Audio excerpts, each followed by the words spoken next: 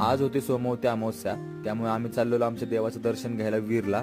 सकाळी लवकर उठलो आणि बसने डायरेक्ट गेलो वीरला। मंदिरामध्ये पोहोचल्यावर खूप गर्दी होती, कारण सोमवती अमावस्या असल्यामुळे खूप लांब लांबून लोक दर्शन घ्यायला येतात। त्यासाठी आम्ही सुद्धा गेलेलो आणि आम्ही बराच वेळ बाहेर थांबलो आणि त्यानंतर लाईनीला लागलो। लाईनीला सुद्धा खूप गर्दी होती, पण तरी आमचं एक 15-20 मिनिटात दर्शन झालं। त्यानंतर डायरेक्ट बाहेर आलो। बाहेर आल्यानंतरही बरेच आमचे ओळखीचे लोक वगैरे भेटले जे दर्शनाला आलेले। त्यानंतर देवाची पालखी निघाली।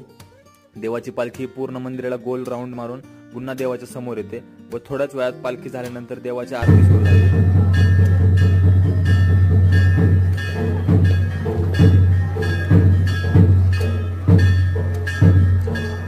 आरती झाल्यानंतर आम्ही लगेचच गेलो देवाचा प्रसाद घ्यायला।